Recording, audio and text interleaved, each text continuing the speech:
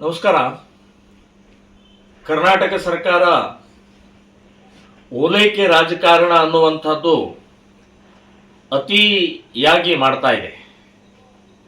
ಎಲ್ಲ ಕ್ಷೇತ್ರದಲ್ಲೂ ತುಷ್ಟೀಕರಣ ಅಂತನ್ನುವಂಥದ್ದು ನಿರಂತರವಾಗಿ ಅವರ ವೋಟ್ ಬ್ಯಾಂಕ್ ನಿರ್ಮಾಣಗೋಸ್ಕರ ಇವತ್ತು ಹಿಂದೂಗಳ ಭಾವನೆಗೆ ಧಕ್ಕೆ ತರುವಂಥ ಪ್ರಕ್ರಿಯೆ ಕೂಡ ನಡೀತಾ ಇದೆ. ಅದರಲ್ಲಿ ಈಗ ಇತ್ತೀಚೆಗೆ ಕರ್ನಾಟಕ ಸರ್ಕಾರ ಪ್ರಕಟ ಮಾಡಿದ್ದು ಮೈಸೂರು ನಾಡ ಹಬ್ಬ, ಮೈಸೂರು ದಸರಾ ಹಬ್ಬದ ಉದ್ಘಾಟನೆಯನ್ನ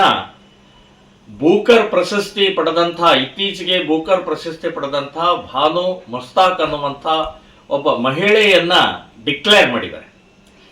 ಶ್ರೀರಾಮ್ ಸೇನೆ ಸಂಘಟನೆ ನಾವು ವಿರೋಧ ಮಾಡ್ತಾ ಇದ್ದೀವಿ.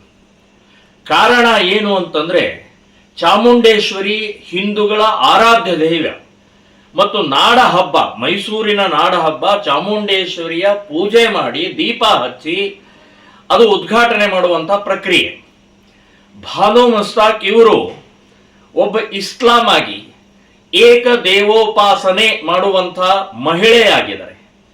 ಒಂದೇ ದೇವರನ್ನ ಪೂಜೆ ಮಾಡ್ತಾರೆ, ಅವರೆಲ್ಲ ಮಾತ್ರ ಪೂಜೆ ಮಾಡ್ತಾರೆ.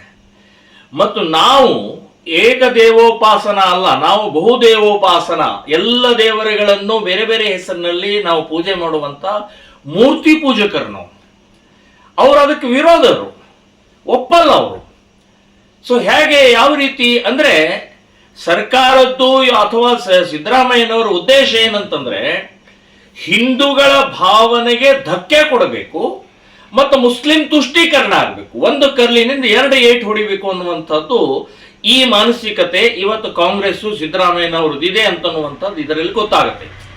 ಮತ್ತು ಇನ್ನೊಂದು ಹೇಳ್ತೀನಿ, ನಾವು ಇವತ್ತು ಗೋಮಾತೆಯನ್ನು ಪೂಜೆ ಮಾಡ್ತೀವಿ. ನಾವು ಸಾವಿರಾರು ವರ್ಷದಿಂದ ಪೂಜೆ ಮಾಡ್ತಾ ಬಂದಂತ ಗೋಮಾತೆ ರೈತರಿಗೆ ಗೊಬ್ಬರ ಕೊಡುತ್ತೆ, ಕೆಲಸ ಕೊಡುತ್ತೆ, ಆರ್ಥಿಕತೆ ಕೊಡುತ್ತೆ. ಈ ದೇಶಕ್ಕೆ ಆರಾಧ್ಯ ದೈವದಂತ ಕಾಮಧೇನು ಅಂತ ನಾವು ಹೇಳ್ಕೊಂಡು ಇವತ್ತಿನ ತನಕ ಬಂದಿದ್ದೀವಿ. ಅದರ ಗೋಮಾಂಸವನ್ನು ಕತ್ತರಿಸಿ ಕಳತನ ಮಾಡಿ ಇವತ್ತು ಗೋಮಾಂಸವನ್ನು ತಿನ್ನುವಂತ ಸಮಾಜದಿಂದ ಬಂದಂತ ಇವತ್ತು ಭಾನು ಮಸ್ತಾಕ್ ಅವರು. ಸೊ ಇದಕ್ಕೆಲ್ಲ ಹೇಗೆ, ಯಾವ ರೀತಿ, ಏನು ಮುಲ್ಲಾ ಮೌಲ್ವಿಗಳು ಒಪ್ಕೊಳ್ತಾರ? ಅವರು ಧರ್ಮಗುರುಗಳು ಇದನ್ನು ಒಪ್ಕೊಳ್ತಾರ? ಮೂರ್ತಿ ಪೂಜೆ ಒಪ್ಕೊಳ್ತಾರ? ಮತ್ತು ನೀವು ಡಿಕ್ಲೇರ್ ಮಾಡಬೇಕು, ನಾನು ಎಲ್ಲ ಮೂರ್ತಿಗಳನ್ನು ಪೂಜೆ ಮಾಡ್ತೀನಿ, ನನಗೆ ಯಾವುದೇ ಧರ್ಮ ಇಲ್ಲ, ನನಗೆ ಇಸ್ಲಾಂ ಅನ್ನುವಂಥದ್ದಿಲ್ಲ, ಎಲ್ಲ ಹಿಂದೂ ಧರ್ಮವನ್ನು ನಾನು ಪೂಜಿಸ್ತೀನಿ, ಗೌರವಿಸ್ತೀನಿ ಅಂತನ್ನುವಂಥದ್ದು ಡಿಕ್ಲೇರ್ ಮಾಡಬೇಕು. ಅಷ್ಟಲ್ಲದೆ ನಾನು ಗೋಮಾಂಸ ತಿನ್ನುವುದಿಲ್ಲ ಅಂತ ಅನ್ನೋದು ಕೂಡ ಹೇಳಬೇಕು. ಆವಾಗ ಮಾತ್ರ ನಾವು ಒಪ್ಕೊಳ್ಬೋದು. ಇಲ್ಲಾದರೆ ಮೈಸೂರು ದಸರಾ ಅತ್ಯಂತ ಸಾವಿರಾರು ವರ್ಷದಿಂದ ನಡ್ಕೊಂಡು ಬಂದಂಥ ಈ ಇಡೀ ನಾಡಿನ ಹಬ್ಬ ಇದು. ಇದಕ್ಕೆ ಅವಮಾನ ಮಾಡಿದಂಗಾಗುತ್ತೆ, ಅಪಮಾನ ಮಾಡಿದಂಗಾಗುತ್ತೆ. ನಾವು ಇದನ್ನು ವಿರೋಧಿಸ್ತೀವಿ, ಇದನ್ನು ಉಗ್ರವಾಗಿ ನಾವು ವಿರೋಧಿಸ್ತೀವಿ ಅಂತನ್ನುವಂಥದ್ದು ಈ ಸಂದರ್ಭದಲ್ಲಿ ಹೇಳ್ತಾರೆ.